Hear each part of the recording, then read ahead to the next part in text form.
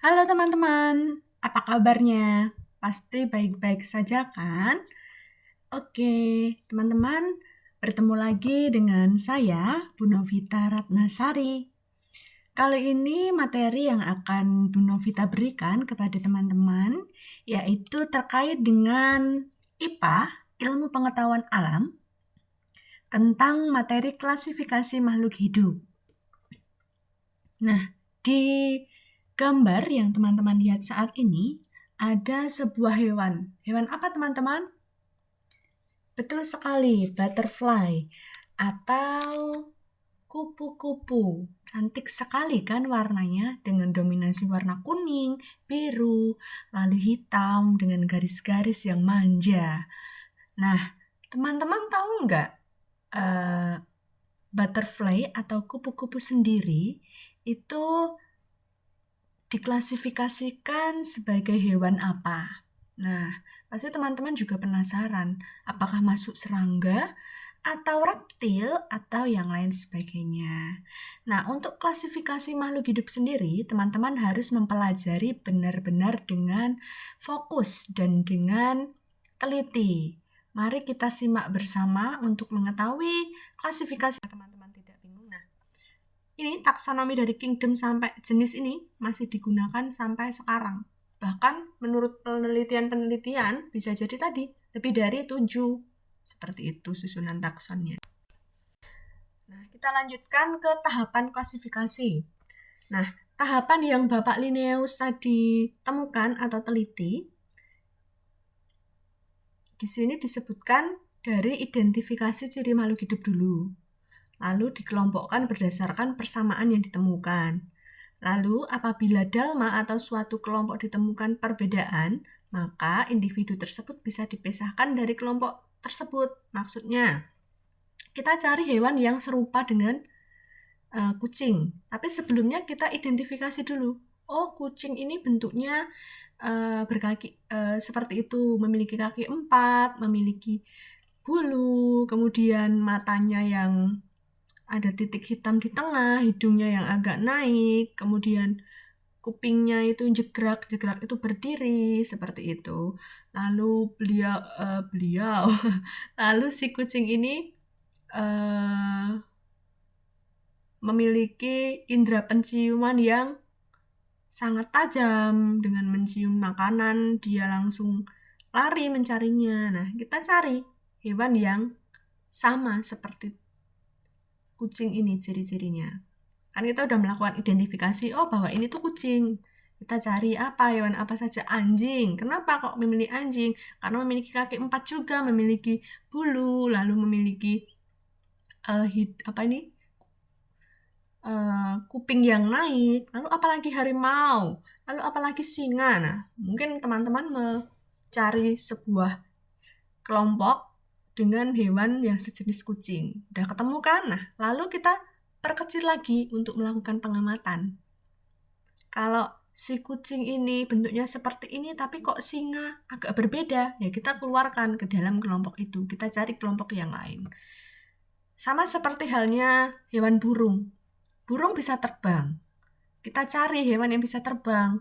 Misalkan, kalau sesuai identifikasi teman-teman melihat kesamaannya di terbangnya ya, kalau teman-teman melihat kesamaannya dari pelatuknya, itu ayam masuk sejenis ini. Tetapi kita lihat lagi, kita perkecil lagi untuk pengelompokannya seperti apa, yang diamati apa, seperti itu. Begitu pula dengan ini hewan paus ya ini kalau nggak salah, yang hidup di air, bentuknya seperti ini. Mungkin teman-teman bisa mencari tahu apakah ini dengan lumba-lumba sama ataukah dengan hiu sama. Nah, itu nanti akan kita pelajari di sini. Kita lanjutkan. Nah, yang kedua, urutan takson dalam klasifikasi. Dalam sistem klasifikasi, makhluk hidup dikelompokkan dalam suatu takson.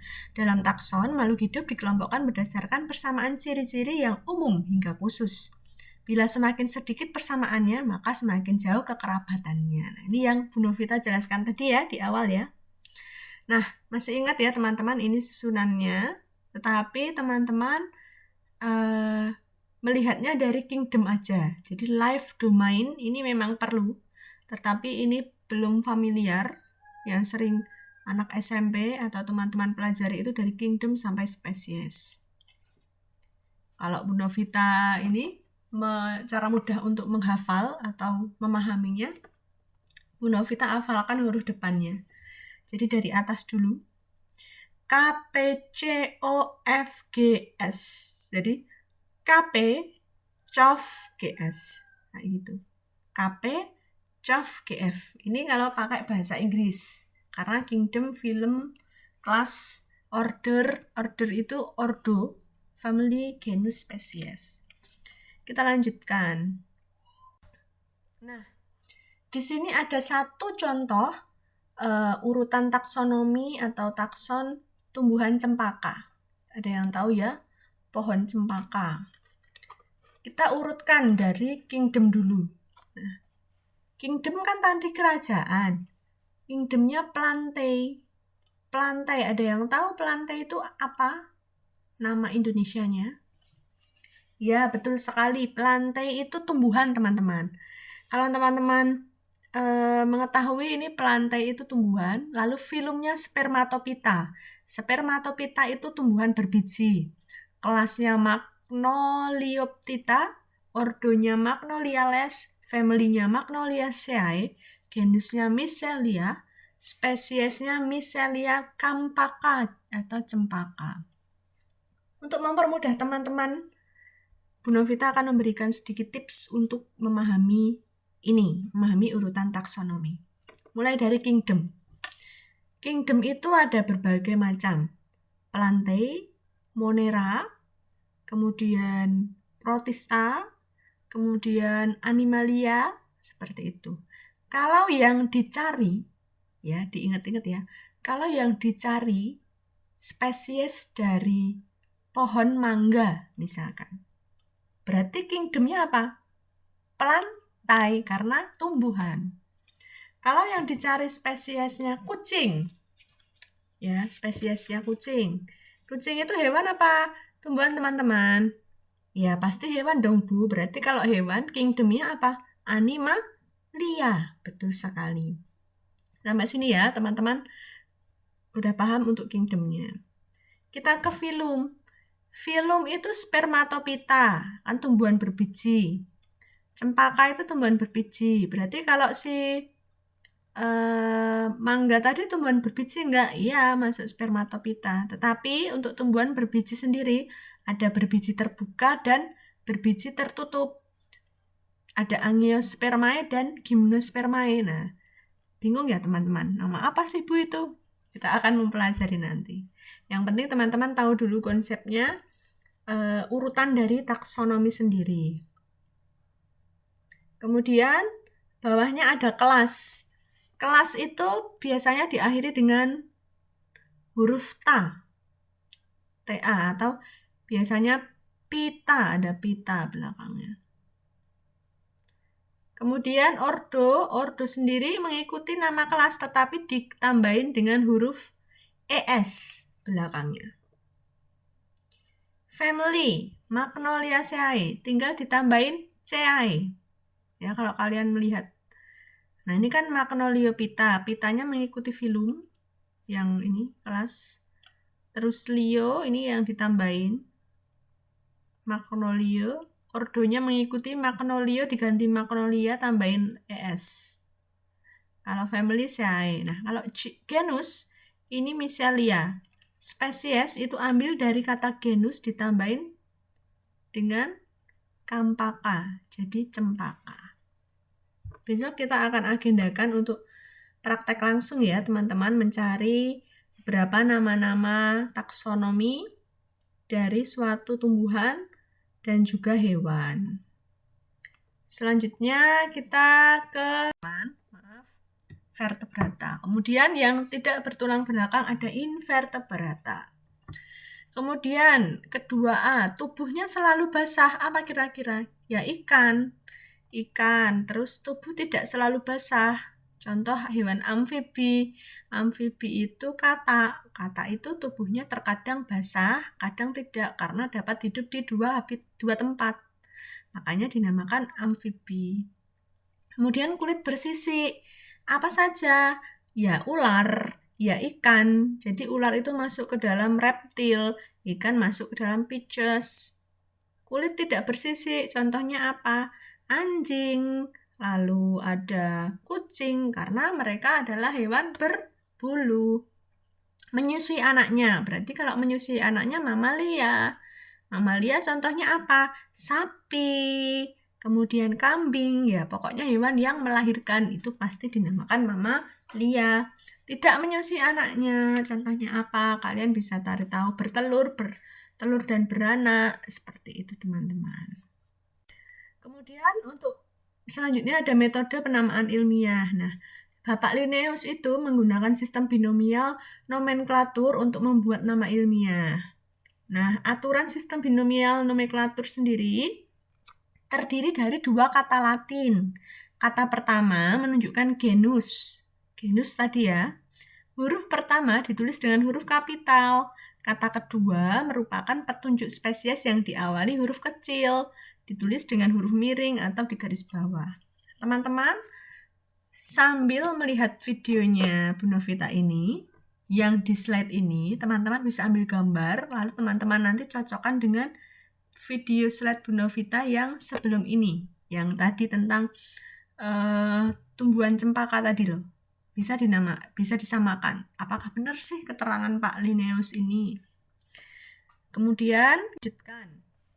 Nah, manfaat dari klasifikasi tadi di awal sudah Bu Novita jelaskan ya, membantu memudahkan kita untuk mengidentifikasi si tumbuhan dan hewan tersebut karena memiliki keragaman yang beda, habitat dan juga bentuk yang berbeda. Selain itu, memudahkan kita mengenal makhluk hidup itu. Yang selanjutnya mengetahui adanya hubungan kekerabatan antar makhluk hidup. Bukan hanya manusia saja yang memiliki hubungan kekerabatan atau sedulur, bahkan tumbuhan dan juga hewan pun juga sama memiliki hubungan kekerabatan antar makhluk hidup. Selanjutnya, tadi teman-teman di peta konsep di depan itu ingat ya, ada tentang susunan taksonomi yang sebelah kanan dan di sebelah kiri ada contoh Kingdom Monera, Protista, Animalia, Plantae gitu.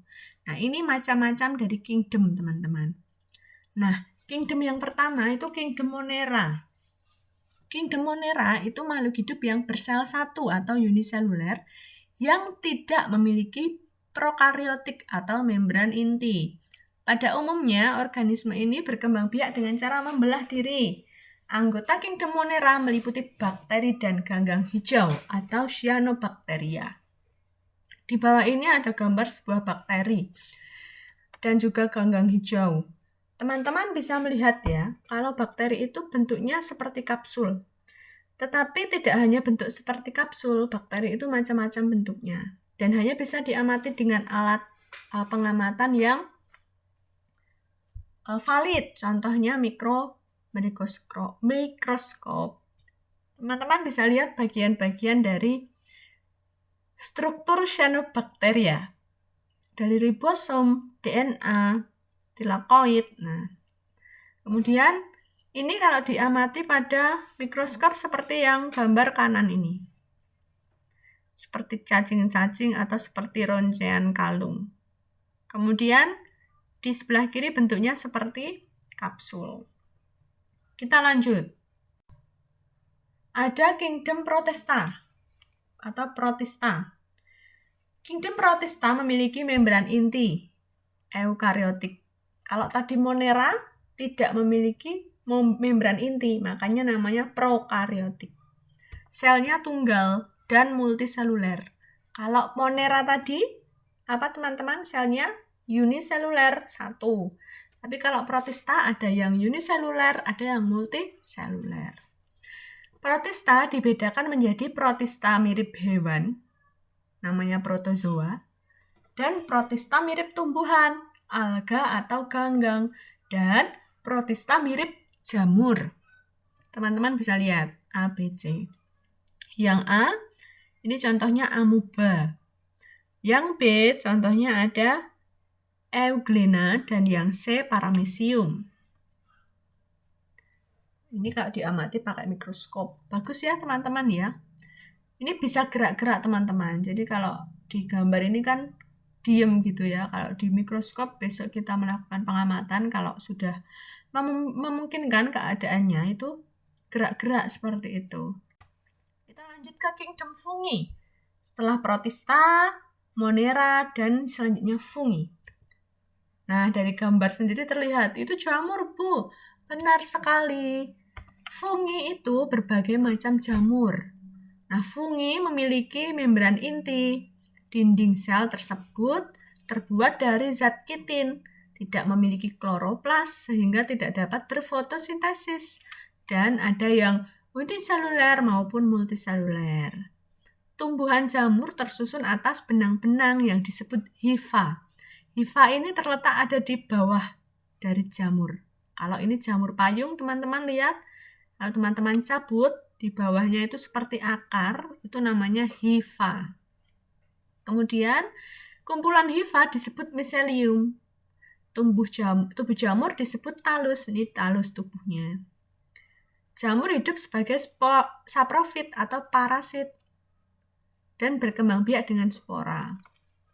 Jadi kalau jamur itu parasit, ada yang saprofit. Kalau parasit itu menempel pada tumbuhan yang hidup. Kalau saprofit itu menempel pada tumbuhan yang mati atau benda yang mati, seperti itu. Simbiosis mutualisme antara jamur dan ganggang membentuk lumut kerak atau lichenes. Lumut kerak disebut juga tumbuhan perintis sebab dapat hidup di tempat makhluk hidup lain tak bisa hidup. Contoh Usnea sp. Jadi jamur itu ada jamur yang positif dan negatif, teman-teman, atau jamur yang parasit maupun saprofit yang menguntungkan. Karena jamur sendiri itu masuk ke dalam simbiosis mutualisme juga dan simbiosis parasitisme. Seperti itu. Nah, sudah dapat 3 kingdom ya. Tadi apa? Monera, protista, dan jamur atau fungi. Selanjutnya kita ke plantae. Plantae tadi kingdomnya dari siapa? Pohon cempaka tadi, teman-teman. Nah, contoh dari plantae itu ada lumut. Kenapa lumut? Karena memiliki ciri-ciri seperti ini. Ada batang, ada daun. Kemudian akar lumut disebut rhizoid. Kalau akar jamur tadi apa? Hifa ya. Tapi kalau akar lumut rhizoid. Berfungsi untuk menempelkan tubuh lumut pada substrat dan hidup di tempat yang lembab. Berkembang biaknya dengan kawin dan tak kawin yang disebut dengan metagenesis. Ini ada lumut marsantia dan lumut anthoceros. Pernah melihat pasti ya, teman-teman. Tapi tidak tahu namanya. Kita lanjutkan ke kingdom plantae lagi, tapi yang paku. Jadi tumbuhan paku dan lumut itu hampir sama seperti saudara. Tetapi bedanya, kalau paku itu bisa dibedakan mana akar, batang, dan daun. Tapi kalau tumbuhan lumut tidak bisa dibedakan mana akar, batang, dan daun. Bahkan pakai kaca pembesar atau lup itu juga tidak terlihat kalau untuk tumbuhan lumut. Nah, ini ciri-cirinya tumbuhan paku. Jangan salah ya, membedakan tumbuhan paku dan lumut. Pada daun dewasa terdapat bulatan berwarna coklat disebut sorus. Sorus merupakan kumpulan kotak spora yang dibungkus indusium. Perkembangbiakannya secara kawin dan tak kawin yang disebut pergiliran keturunan. Kita lanjutkan ke tumbuhan berbiji. Tumbuhan berbiji tadi teman-teman tahu apa? Iya, spermatopita. Tadi Bu Novita menjelaskan di awal untuk filum ya tadi. Susunan takson kan pertama kingdom, bawahnya filum. Nah, filum itu tadi ada spermatopita untuk tumbuhan cempaka karena tumbuhan cempaka itu tumbuhan berbiji. Nah, di sini Bu Novita menjelaskan tumbuhan berbiji itu memiliki akar, batang, dan daun sejati. Daun sejati itu daun nyata. Serta memiliki berkas pembuluh. Menghasilkan biji yang digunakan sebagai alat perkembangbiakan. Nah, berdasarkan letak bakal bijinya dibedakan menjadi 2. Tumbuhan berbiji terbuka, gymnospermae, dan berbiji tertutup, angiospermae. Kalau gimnospermae itu letak ciri-cirinya ini, teman-teman bisa baca sendiri ya. Kemudian kalau yang berbiji tertutup, ciri-cirinya ini. Ada bedanya. Dari daunnya sendiri menyirip menjadi sejajar. Kalau ini berbentuk seperti jarum, kecil, tebal, atau tipis lebar. Seperti itu. Ini contohnya tumbuhan berbiji terbuka apa yang ciri-cirinya seperti ini? Apa teman-teman? Pohon pinus. Teman-teman pengen lihat pohon pinus di Mangunan, tapi bukan Mangunan tempat kita. Mangunan Bantul di situ. Bantul apa Sleman? Sepertinya Bantul. Seperti itu ya. Ini dibaca lagi, dipahami lagi. Kemudian kita lanjutkan ke Kingdom Animalia. Kingdom Animalia sendiri juga dibedakan menjadi dua klasifikasi atau dua hewan yang berdasarkan ada tidaknya tulang belakang. Nah, ini invertebrata. Invertebrata itu tidak memiliki tulang belakang. Filumnya ada Porifera, Coelenterata, Platyhelminthes, Nematoda, Annelida, Arthropoda, Echinodermata, dan Mollusca. Porifera itu contohnya hewan spons, SpongeBob itu masuk ke Porifera. Coelenterata ini hidrozoa. Platyhelminthes itu cacing-cacingan. Nematoda itu contoh juga cacing-cacingan tetapi cacing perut, cacing kremi, cacing tambang. Annelida itu contohnya cacing-cacing yang bentuknya seperti lintah. Arthropoda itu yang seperti kepiting, serangga, udang. Echinodermata seperti bintang laut, landak laut, teripang. Mollusca itu yang lunak, bekicot, cumi, dan kerang. Kita akan mengulang sedikit teman-teman. Bu Novita akan berikan. Oke teman-teman, slide-nya sudah selesai dan Bu Novita akan mengulang. Tadi kita sudah belajar tentang dua hal terkait dengan klasifikasi makhluk hidup, yaitu tentang kingdom atau kerajaan dan juga tentang susunan taksonomi. Kingdom sendiri ada dibedakan menjadi 5, kalau nggak salah ya tadi ya, ada kingdom Protista, Monera, kingdom Fungi, Animalia, dan Plantae. Dari masing-masing ini masih ada penjelasannya. Kalau untuk kingdom Animalia yang sangat familiar sendiri dibedakan menjadi hewan yang bertulang belakang dan hewan yang tidak bertulang belakang, invertebrata dan vertebrata. Kemudian untuk kingdom Plantae sendiri dibedakan menjadi 2 juga berdasarkan bakal bijinya. Ada spermatopita, itu tumbuhan berbiji. Nah, nanti dikelompokkan menjadi tumbuhan berbiji terbuka dan tumbuhan berbiji tertutup. Gymnospermae dan Angiospermae. Seperti itu. Lalu, untuk susunan taksonomi, mulai dari kingdom sampai spesies, ada 7. Teman-teman harus paham. Nah, untuk membuat teman-teman semakin paham, mungkin nanti Bu Novita akan membuat video lagi, video pembelajaran terkait dengan hal klasifikasi makhluk hidup. Nah, jangan lupa like, comment, and subscribe. Jika teman-teman sudah paham, bisa memberikan penjelasan ke teman lain, mungkin yang tidak melihat video ini. Kemudian, jika teman-teman masih belum paham setelah melihat video ini, silakan ketikkan pertanyaan teman-teman di kolom komentar. Nanti Bu Novita akan menjawab pertanyaan teman-teman supaya berguna untuk teman-teman. Nah, jangan lupa teman-teman harus selalu rajin belajar dan kuncinya adalah paham. Oke teman-teman, semangat belajar. Sampai jumpa di video pembelajaran selanjutnya. Bye!